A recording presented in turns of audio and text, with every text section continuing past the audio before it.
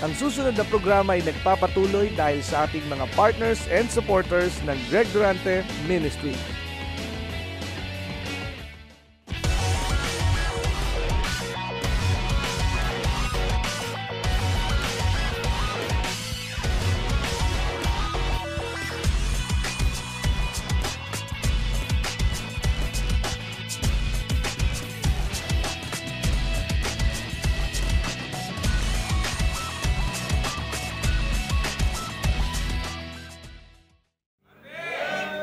Magliwaliw ka na, Monday to Saturday, wag lang ang araw ng linggo dahil ang araw ng linggo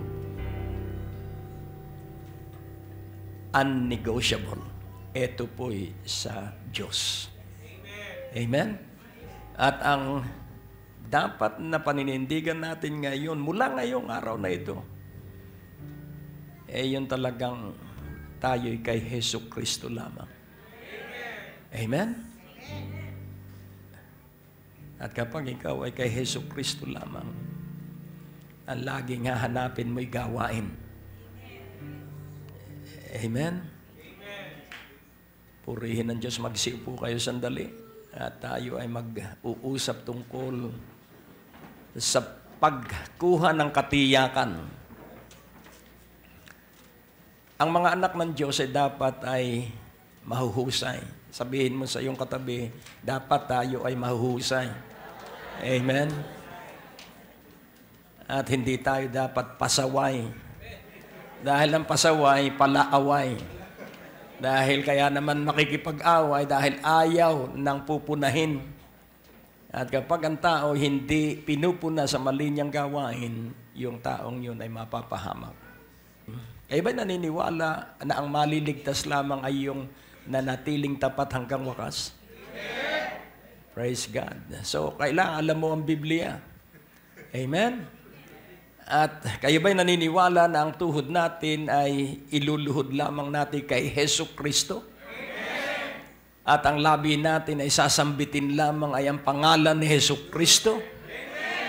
Kaya yun po ay napakahalaga sapagkat yun lamang po ang magiging key word sa ating paglipat sa buhay na walang hanggan. At yun pong buhay na walang hanggan ay 1,000 taon sa piling ng Panginoon.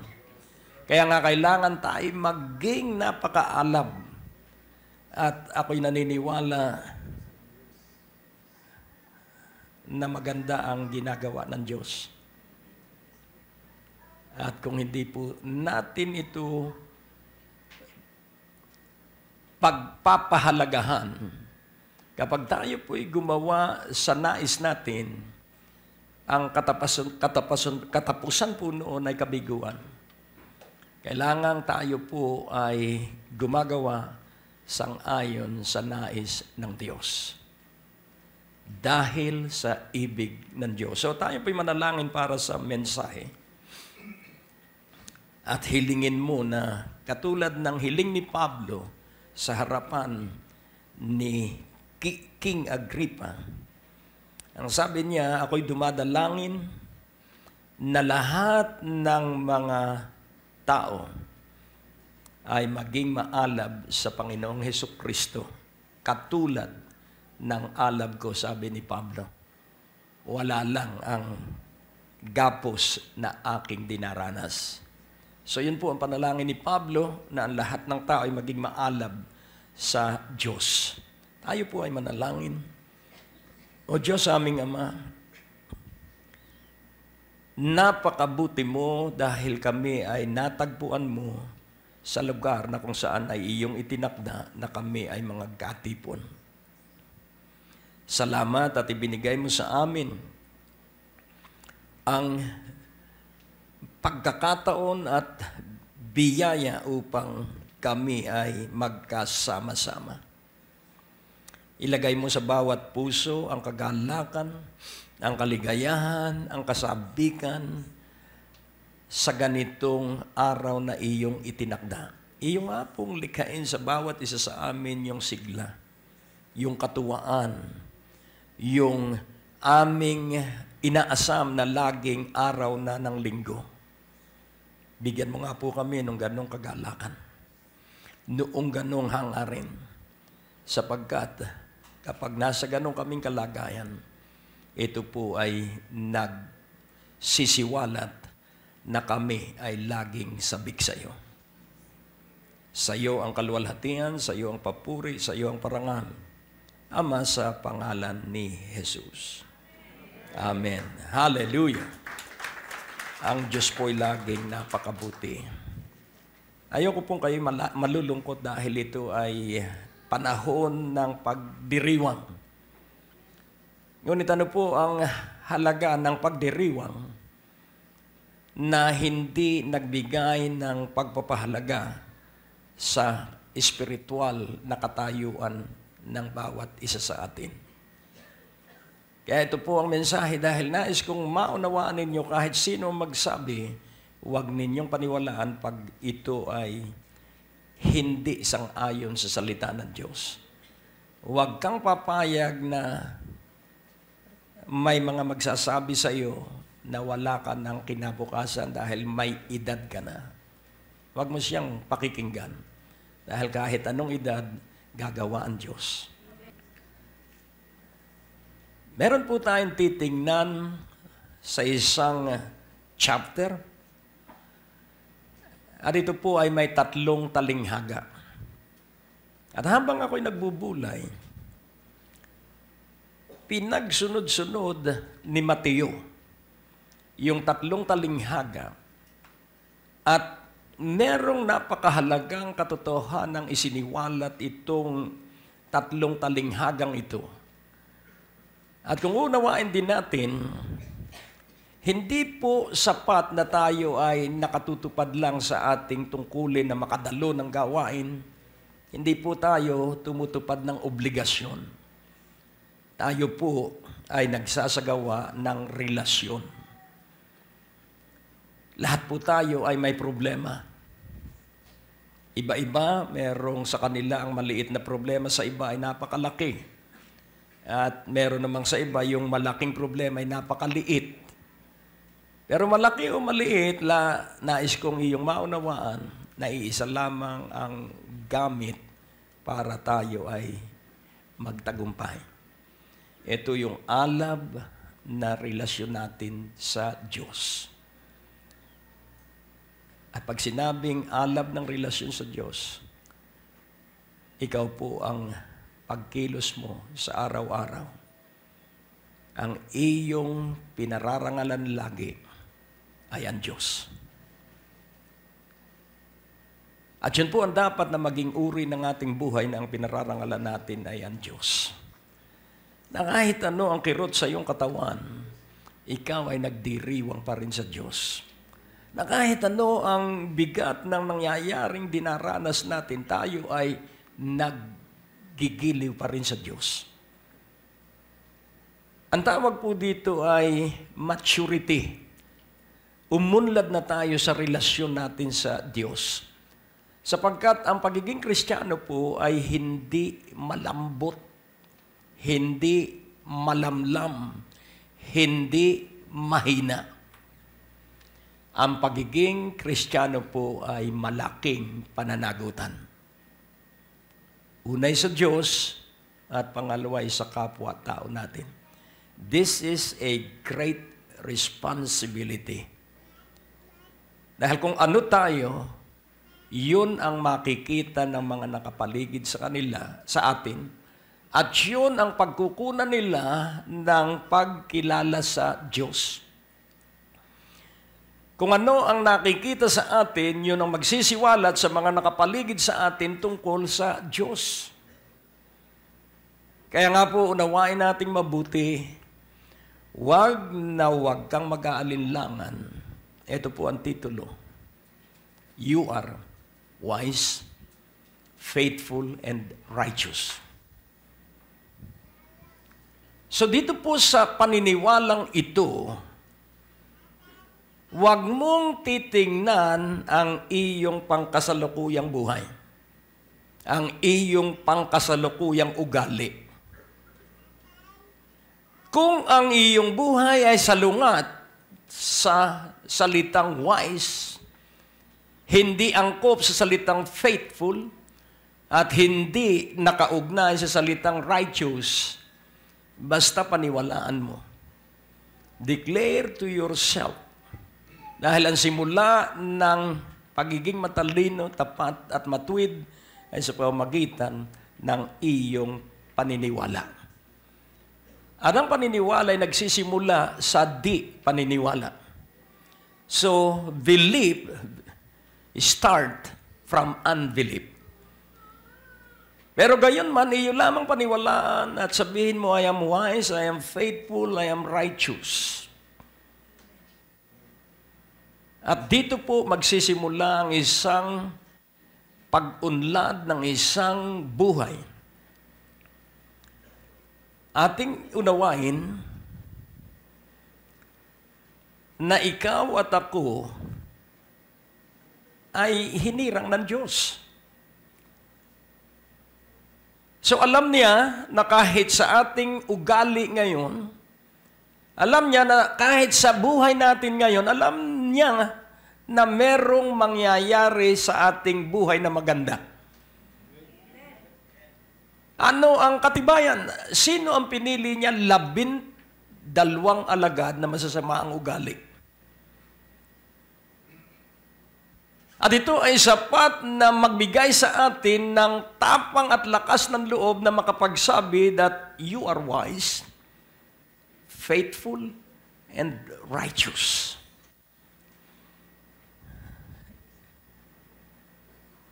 Marami po ang Kristiyano na hindi maunawaan ang kanyang pananampalataya.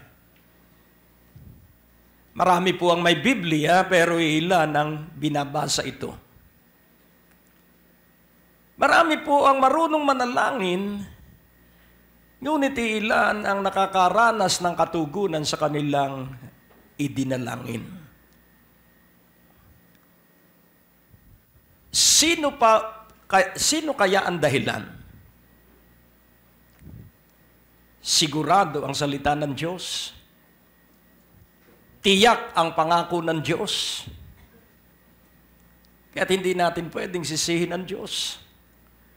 Dahil ang salita ng Diyos katulad ng ulan, ito ay bubuhos at mapagpapala ang bawat isa na naghihintay sa pagkatuto sa isang maalab at buhay na relasyon sa Diyos. You are wise, faithful, and righteous. Sabihin mo nga sa iyong katabi, you are wise, faithful, and righteous.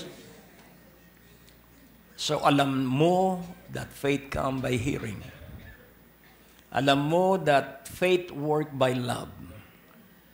Alam mo that your faith has to increase. At nalalaman mo that your faith is most holy faith. Ang tagumpay po sa buhay ay sa pamamagitan ng pananalig. At laging unawain natin na kailangan tayo ay may ilang gagawin. At ito po ay nasa 3 talinghaga na nakapaloob sa isang chapter ng Book of Matthew. Sa Matthew 25, 3 po ang talinghaga dito tungkol sa birhen, 10 birhen, at tungkol sa 3 katiwala at tungkol sa kambing at tupa. Kaya kung titingnan po natin, ano ba ang ugali ng kambing? Sino ang tahimik sa dalawa? Ang tupa o ang kambing?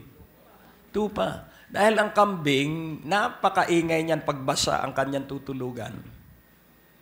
Kaya kailangang igawa siya ng mataas na kahoy na kanyang tutulugan para hindi mababasa ang kanyang higaan. Maingay po ang kambing. Pero kung titingnan po natin, sa pag-aalis ng kasalanan, ang iniaalay ay malinis na batang tupa o kordero. At gayon din, ang kambing ay gamit din sa pag-aalis ng kasalanan. Ang isang tao sa Israel na may kasalanan ay magdadala ng kambing. Ang tawag doon ay scapegoat. At ipapatong niya ang kanyang kamay doon sa kambing. At lahat ng kasalanan niya ay sasabihin niya doon sa kambing. At yung kambing ay pakakawalan ng pari o saserdote.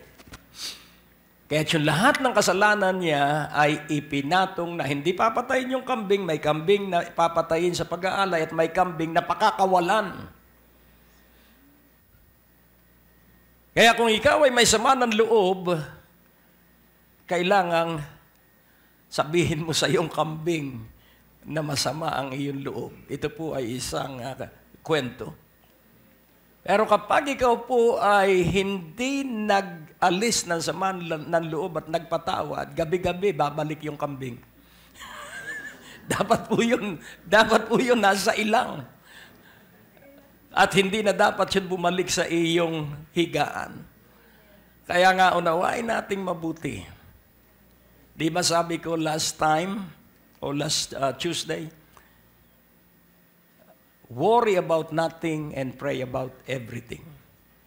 Pero kailangang suriin din po natin kung kailan ang worry at kung kailan ang preparation for warfare. Yun pong pag-aalala ay toxic. Yun po ay hindi makapagbibigay ng tulog. At kahit na magbilang pa siya ng 1,000 kambing na lumulundag, hindi siya makakatulog. Kaya napakahalaga na ikaw ay matuto sa tamang pamumuhay sa araw-araw. Meron pong preparation for war at inuunawa mo kung ano yung bumabagabag sa iyo. At inuunawa mo kung ano yung mga dahilan kung bakit nangyayari sa iyo ang ganito at ganon. Ikaw po ang nakikipag-usap sa Diyos. Kaya't ang unang talinghaga ay tungkol sa 10 birhen. 10 birhen. Hindi na po natin babasahin. Sa Matthew 25, 1-13 po ito. Pero hindi na natin babasahin. Dahil alam na natin ang kwento nitong talinghagang ito. Ang 5 ay hangal at ang 5 ay matuwid o matalino. So, 5 foolish and 5 wise. So, 5 hangal at 5 matalino. At kapansin-pansin ng talinghaga sapagkat sila'y nag-aabang sa isang malaking pintuan. At kapansin-pansin din ng talinghaga dahil bawat isa sa kanila ay may dalang ilawan. At nung maghahating gabi na, so atin pong pansinin, ang hating gabi po ay sa gitna ng gabi at sa gabi po ay madilim. Kaya kung titingnan po natin ang spiritual implication, kapag masama na ang daigdig at ipinagbabawal na ang Biblia, katulad sa Amerika, ipinagbabawal na ang krus sa public places, ipinagbabawal na ang in God we trust sa kanilang pera, pinagbabawal na ang lahat tungkol sa magpapaalaala sa tao sa Diyos. Kaya yun po ang simula na dapat mong maunawa at matutunan na ang kaligtasan natin ay hindi sa ayawan lamang at awitan. Ang kaligtasan po ay isang pakikipagdigma. Kaya nga sabi ni Apostol Pablo, isuot ninyo ang baluti ng Diyos. Araw-araw, kailangan nakasuot kayo ng baluti ng Diyos o armor of God because you are warrior. Kayo'y mandirigma. At kung titingnan po natin, kung ano ang ibig sabihin ng ilawan, alam natin sa Salmo, kayo po ba'y nagpapaulit-ulit bumasa ng Salmo? Paulit-ulit na inaawit ang ilang mga ka-chapter ng Psalms. Kaya kailangan pong ikay mahilig sa salita ng Diyos. Hindi ho pwedeng magtagumpay ang isang tao na binabasa lamang sa Biblia ay yung salitang Biblia. Kailangan pong iyong binabasa from Genesis to Revelation. At hindi po basta pagkakabisa. Dahil marami po may kilala ko na alam halos at kung tawagin siya ng mga kaibigan niya ay walking Bible. Sa dami ng alam niya sa salita ng Diyos, hindi niya alam kung ano ang uunahin. Kaya't sira at wasak din ang kanyang buhay. Pabalik-balik sa dating buhay. Sapagkat hindi niya maiayos kung ano ang uunahin at kung ano ang isusunod. At nais kong ipaunawa sa bawat isa sa atin na walang sinumang tao na makapagpapaunawa sa atin sa salita ng Diyos at sa kaayusan ng mga dapat na salita ng Diyos na ating araw-araw na tinatayuan. Kaya't kung atin pong titingnan, yung 12 alagad na masasama ang ugali, alam ng Panginoon na hindi gaganda ang kanilang ugali. Alam ng Panginoon na merong magnanakaw sa gitna ng simbahan. Alam ito ng Panginoon. Alam niya na si Judas ay magnanakaw, kaya ini-assign niya ay sa treasury para mapagtagumpayan niya yung kaniyang masamang gawain. At ang kanya lamang dapat hilingin ay hingin sa Panginoon na tulungan siya doon sa masama niyang gawain. Kaya nga kung atin titingnan at isa-isa't hindi natin ngayon gagawin ang ugali ng 12 alagad, puro masama ang ugali nila at sila ay gusto na laging maging sikat dahil sa mga himalang ginagawa ng Panginoon. At nais kong inyo ring maunawaan na ang Panginoon ay nakatingin ay sa hinaharap at nais ko rin inyong maunawaan na ang pagtukso ng dyablo ay hindi kung ano ang kalagayan mo ngayon. Ang paghadlang ng dyablo, hindi kung ano ka ngayon. Ang paghadlang ng dyablo ay huwag kang makausad at huwag kang makapagpatuloy sa landas na inihanda ng Diyos sa iyo. Amen po ba? So doon po ang labanan. Yung iyong pagpapasyat masugid na pagpapatuloy doon sa gawaing ipinagagawa sa iyo ng Diyos, nandun po ang bakbakan. Ang dyablo ay laban sa ebanghelismo. Ang dyablo ay laban sa misyon at ang dyablo ay laban sa radyo at telebisyon. At ang dyablo ay laban sa panalangin. Kaya nga unawain mong mabuti na hindi ka matutulungan ng sinuman. Hindi ka matutulungan ng sinumang mahusay na pastor. At walang makapagpapayo sa iyo na sino mang mahusay sa salita ng Diyos. Isa lamang ang tagapayo at ito ay ang banal na Espiritu. Alam natin ito sa Isaiah 11 that the 7 Spirits of God, the Holy Spirit, the Spirit of wisdom and might, wisdom and understanding and counsel and might, who is the counselor? The Holy Spirit. Kaya naman nahihirapan ang tao ng pagpapasya dahil alam niya ang salita ng Diyos, pwede kaya siyang umiwas dun sa nakasulat sa salita ng Diyos. Kaya hahanap siya ng taong magpapayo sa kanya, okay yan. Pero sa akin, katulad noon, may lumapit sa akin, kaibigan ko. Ang asawa niya ay hindi lumipat ng bahay, pero nagdalawang bahay. Arang masakit pa ron, lagi siyang ginugulpi. Hindi na nagbibigay ng pera, ginugulpi pa siya. At humingi siya ng payo sa mahuhusay na evangelical leaders. Nakakuha siya ng ilang payo. At ang sabi niya, Brother Greg, ang gusto kong huling payo ay manggagaling sa iyo. Sinabi nila na pwede akong makipaghiwalay. Ano ang payo na sasabihin mo sa akin? At ang sabi ko sa payo ko sa kanya, ang pinag-isa ng Diyos, walang sino mang maghiwalay. Ayoko ka kung maging bahagi ng inyong paghiwalay. Kung magdedesisyon kang makipaghiwalay, ikaw na lang, wag mo na akong isali. Hello? Hello? It's a decision. Amen?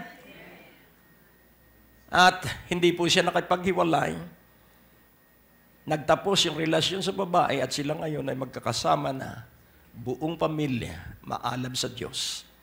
Bakit? Dahil may isang nagsabing, salita ng Diyos ang ating sundin. Sapagkat kapag salita ng Diyos ang ating sinunod, magkawindang-windang man ang buong daigdig, ika'y nakatayo pa rin doon sa salitang iyong tinayuan, kakampi mo at kasama mo ang Diyos. Oh, hallelujah. Kaya nais kong ipaunawa sa iyo, do not believe when somebody whisper that you have no good future. Sabihin mo sa kanya, I don't believe you. Because who I believe is Jesus alone. Kung ano ang sinabi ng Biblia, yun ako. Amen. Kung ano ang salita ng Diyos, yun ka. At yun ang totoo. Ikaw ay matalino, ikaw ay tapat, at ikaw ay matuwid. Kaya nga, dala-dala ang ilawan at ang salita ng Diyos ay katulad ng ilawan sa paanan ng isang mananampalataya.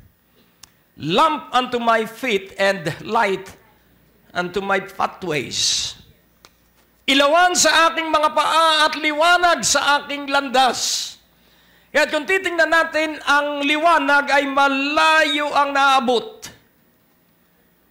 At marami ang tao na ang kasalanan ay liwanag na sa kanila. Hindi na sila nakadarama ng anumang pag-uusig sa kanilang budhi.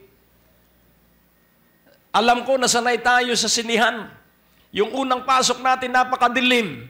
Pero pag nasanay ang mata mo sa dilim, para kang nasa liwanag na.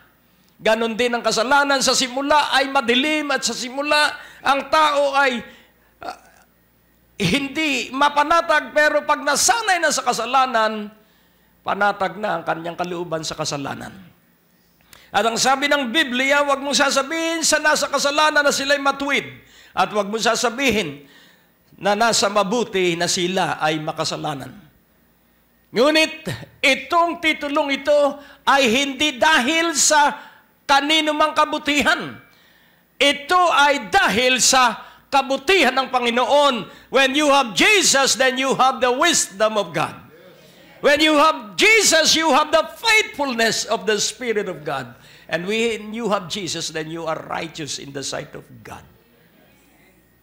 Kaya, itong titulong ito ay angkop sa bawat isa. You are wise, kahit na masama pa ang ugali mo at liko pa ang iyong gawain, but I still believe that you are wise because of the presence of Jesus in your heart. Pwede bang mangyari yan? Pwedeng-pwede. At kung unawain po natin, yung 5 hangal ay hindi nagdala ng reserba ng langis para yung ilawan nila ay may gatong. At kung iyo pong sisiyasatin, ano ba ang oil? Oil is symbolic of the Holy Spirit. Wine is symbolic of the blood of Jesus Christ.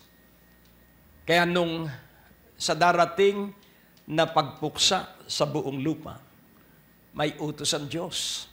That's not the wine and the oil. Ibig sabihin, huwag ninyong hahawakan ang mga binayaran ko ng dugo ko at ang puspos ng aking espiritu. That's not the anointed of God. That's not the blood vote people of God. Kaya nais kong ipaunawa na ikay binayaran ng dugo ng Panginoong Hesukristo. Amen. na ikaw ay pinuspos ng Espiritu ng Panginoong Hesukristo. Kaya kailangan magsanay ka araw at gabi na ikaw ay sinasamahan ng Diyos at sabihin mo ang ganito. At nais kong ito ay inyong tayuan at ito'y laging tinatayuan ko at ito ay kinabisa ko at paulit-ulit kong sinasabi sa aking sarili. Ito ay galing sa Amplified version ng Biblia. God Himself said that I will never fail you nor leave you, nor give you up nor leave you without support. I will not in any degree leave you helpless, nor forsake you, nor let you down. Ito po'y pangako ng Diyos na nasa Hebreo 13:5. Pero ito po'y sa Amplified. Kaya't kung unawain po natin ang pangako ng Diyos at siya mismo ang nagsabi, laging tandaan mo na ang tagumpay mo ay sang-ayon sa sinabi ng Diyos. God Himself said that I will never give you up. Amen. I will never give you up. I will never leave you. I will never fail you. So saan manggagaling ang ating pagtatagumpay at saan manggagaling ang ating kalakasan? Sa Panginoong Hesukristo. Kaya kailangang pagtibayin natin na kailangan natin araw at gabi ang Panginoong Hesukristo. Wala pong mapagkakatiwala at maaasahan kundi ang Panginoong Hesukristo. Kaya mag-alab po tayo dahil wala akong may papayo kanino man kundi magpakaalab ang bawat nilikha kay Hesukristo. Sapagkat kung hindi maalab ang isang tao kahit anong payo, hindi siya magtatagumpay sapagkat ang lulutas lamang ng lahat ng suliranin ay si Hesukristo. Kanyang karapatan at kanyang katangian because the Father desired to be chosen, to be pursued, and to be treasured. Gusto ng Diyos na siya ay hirangin ng isang tao para sa kanyang sarili. At gusto ng Diyos na siya ay laging sundan. At gusto ng Diyos na siya ay laging pagyamanin. Kaya dito sa tatlong dapat nagawain natin, let us treasure Jesus more than all the treasures on the face of the earth. Kaya nga po, nabuksan ang pintuan at ang sabi ng 5 hindi nagdala ng reserbang langis. Napakahalaga po ng langis sapagkat ang sabi ng Book of Jude sa verse 20, ano po ang sabi ron? Magpakatatag ka sa iyong napakabanal na pananampalataya. But you, beloved, build yourselves up on your most holy faiths. So make progress. Rise like an edifice higher, praying in the Holy Spirit. So, paano ka po magiging maunlad? Paano ka pong magiging matibay at matatag? Praying in the Holy Ghost. So, ikaw po'y magkakaroon ng maraming oras na nananalangin sa banal na patnubay ng banal na Espiritu. Prayer in the Holy Ghost is praying in tongues. Kaya nga ating unawain na yung langis na magsisilbi. Kung makikita natin sa Book of Zechariah, yung 7 candlestick ay nakalagay ay sa 2 olive tree. At ang olive tree ang pinanggagalingan ng oil. At ang olive tree ay symbolic of Israel.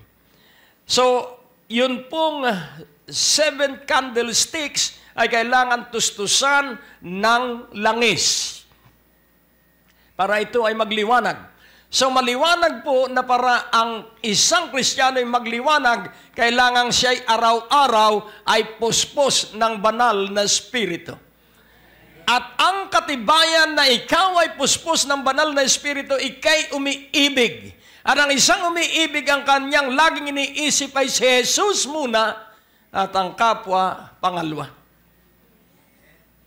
Hello? At kapag inuna mo si Jesucristo at ang iyong kapwa, ang Diyos ang bahala sa iyong personal na kakailanganin. Kaya nga ating unawain, the fruit of the Spirit is love, joy, goodness, gentleness. Kaya nga kung ika'y puspos ng Espiritu, ikaw ay laging iibig sa Panginoon at hangarin mo na yung pag-ibig na yon ay maibigay mo sa maraming tao.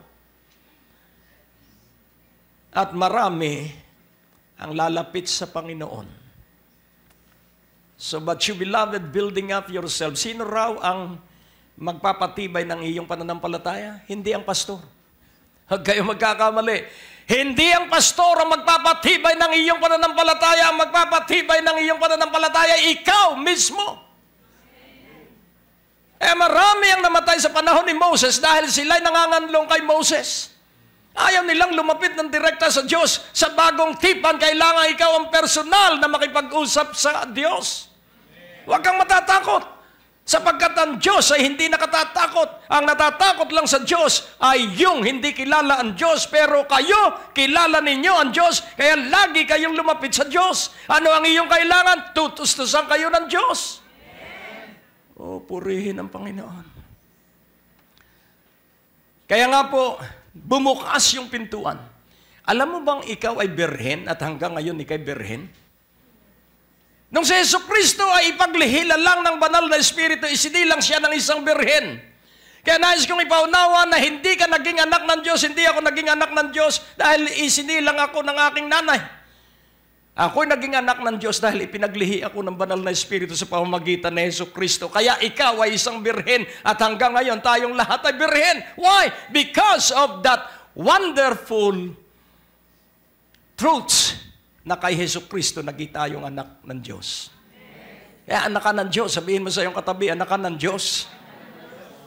Huwag kang magdadagdag doon sa salitang anak ng, huwag, basta anak ka ng Diyos. Yung iba sabi, anak ng tinapa. Wag, hindi. Walang taong anak ng tinapa. Anak ka ng Diyos.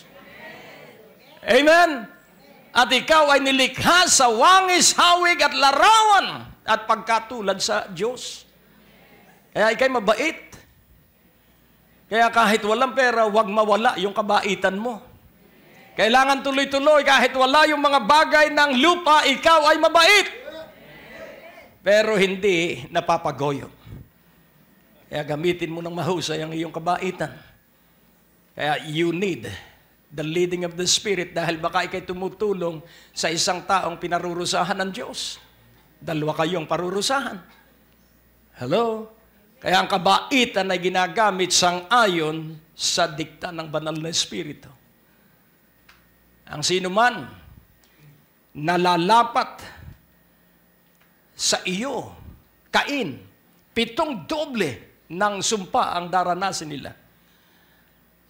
At ang sinuman, Lamek, yun namang anak na ni, so tuloy-tuloy po yung sumpa. Pero unawain mong mabuti kay Jesucristo, inalis tayo sa sumpa. At walang sino mang makasusumpa sa iyo. Kaya wag mo sasabihin kinukulam ka sapagkat hindi ka pwedeng kulamin. Dahil yung mangkukulam ang magiging kulam sa kanilang sarili. Bakit? Dahil ikay binili ng dugo ng Panginoong Jesucristo. Kung ikaw man ay bigo ngayon, kung ikaw may walang hanap buhay ngayon, hindi ibig sabihin nakalimutan ka ng Diyos. Ang ibig sabihin, mag-alab ka lang sa Diyos. At ikaw ay aalalayan at sasamahan ng Diyos.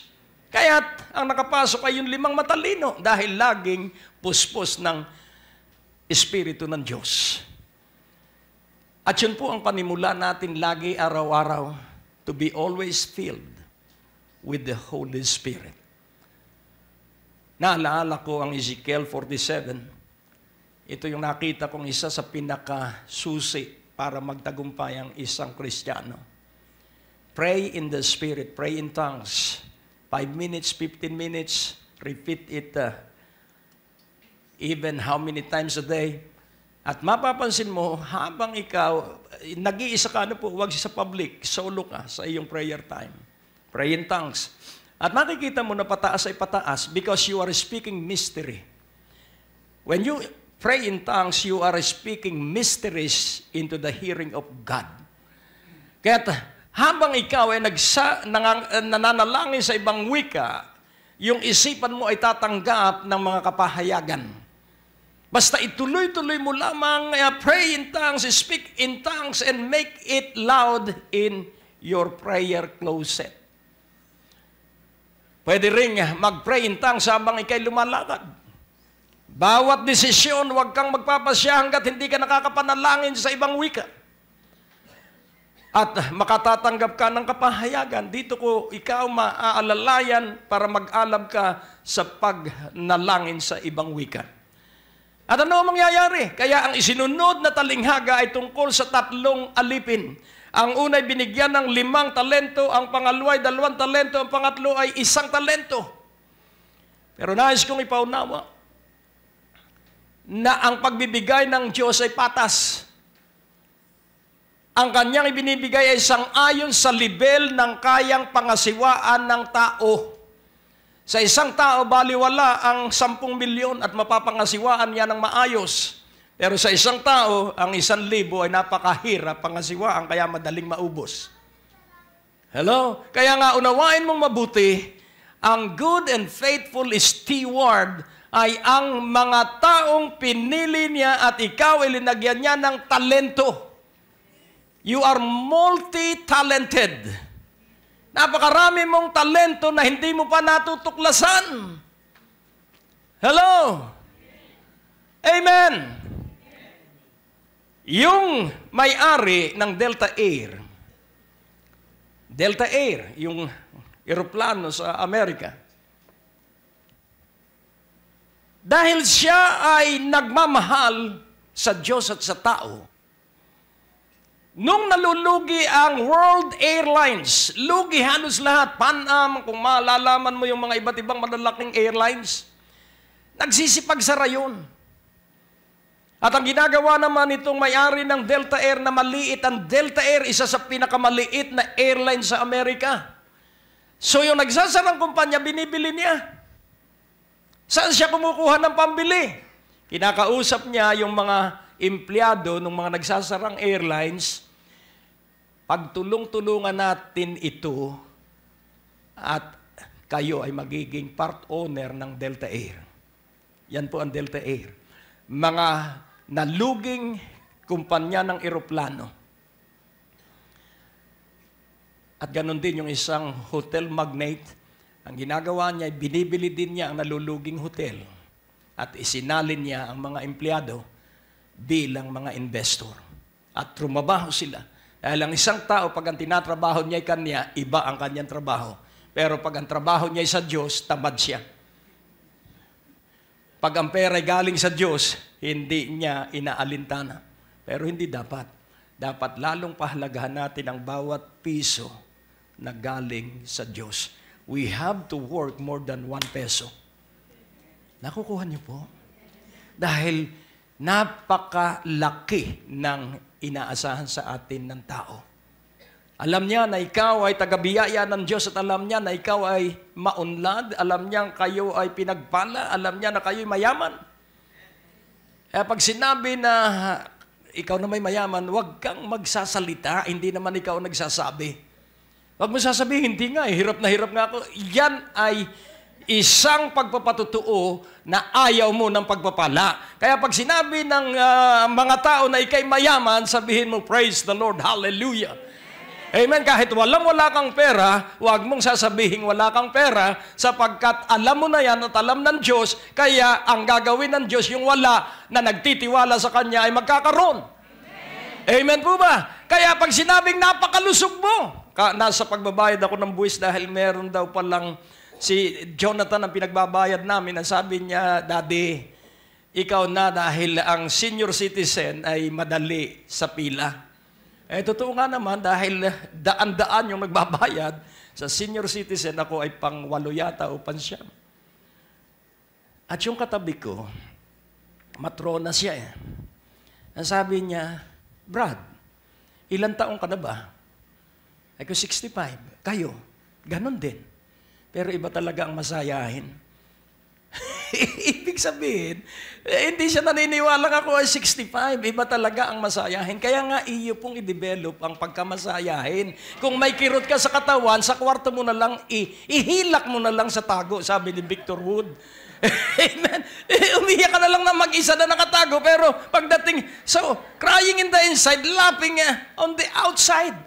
Amen. Kung ikaw may dinaramdam, kung may kirot man ang iyong katawan, maglupasay ka na sa kwarto mo. Pero paglabas mo, ngumiti ka. At ito ang sasabihin ko sa iyo, yung ngiti mo ay makapagliligtas ng mga kaluluwang nanghihina.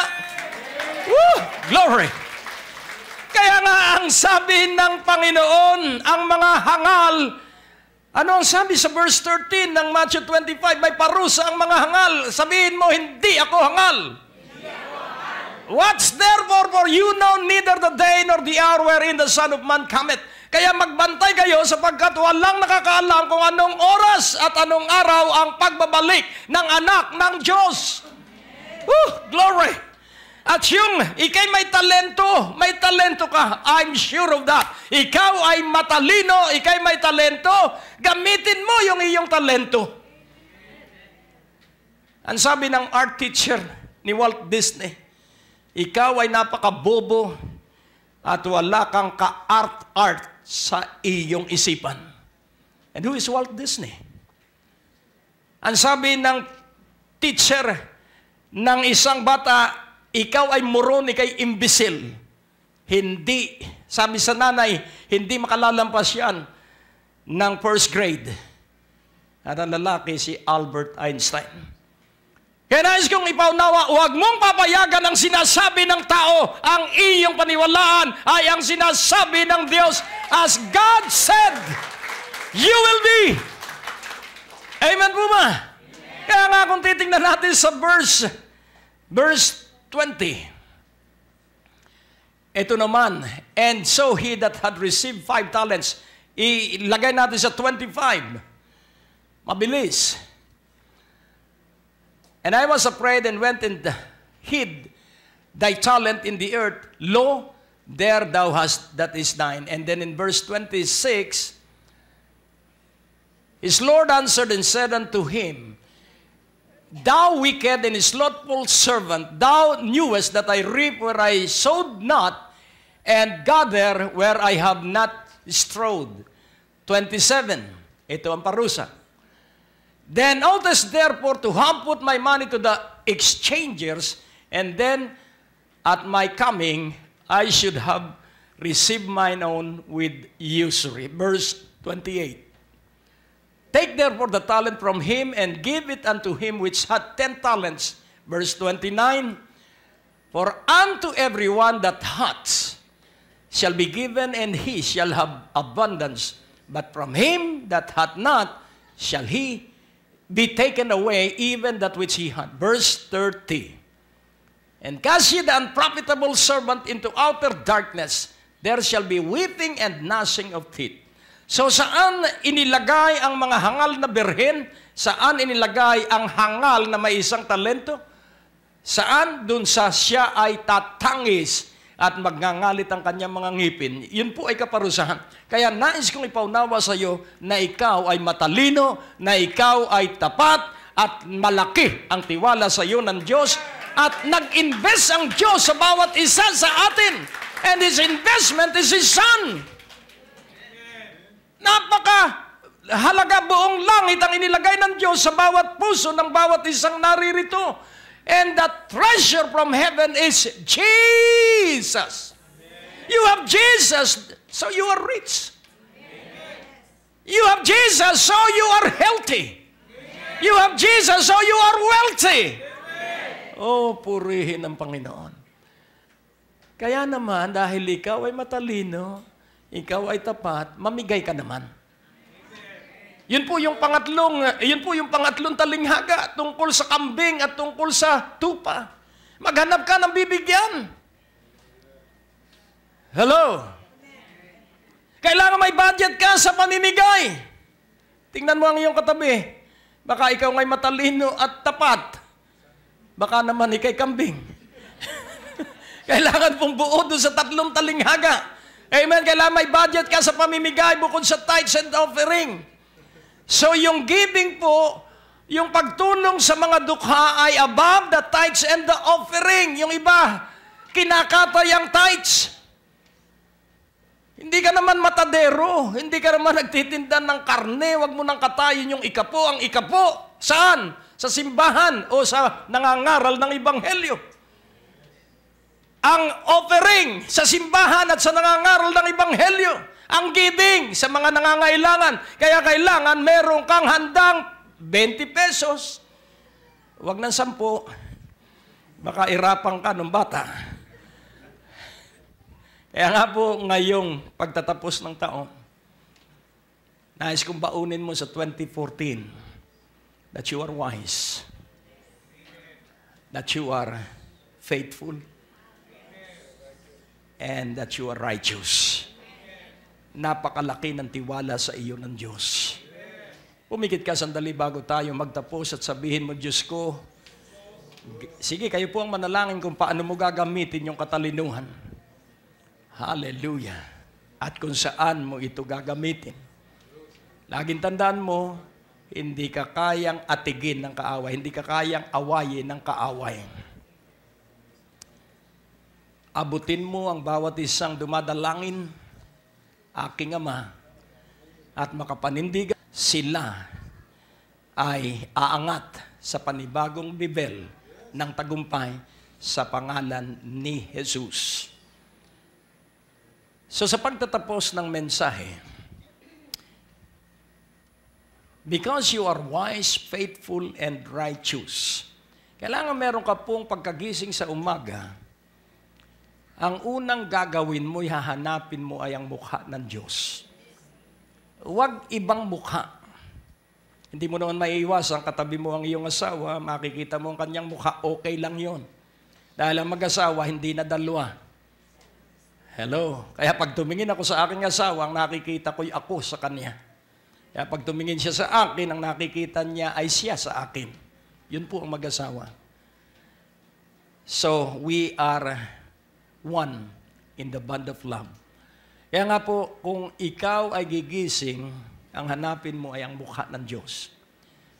Dahil ito ang sabi ng Biblia, ganito mo pagpalain ang aking bayan, the Lord bless and keep you and give you, be gracious to you.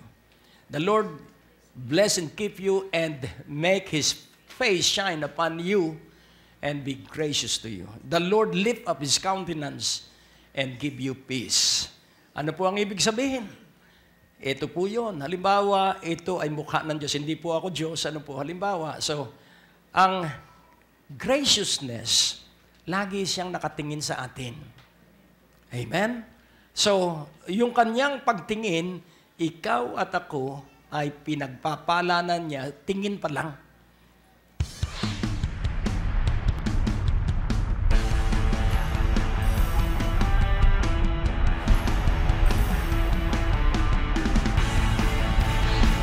So, ang aalisin mo yung takot. Jesus is Jehovah. You have the power to decree. Ikaw ba'y naniniwala na yung gabi na walang pag-aalinlangan na ikay tatanggap ng kagalingan na bang uri ng sakit o karamdaman yan?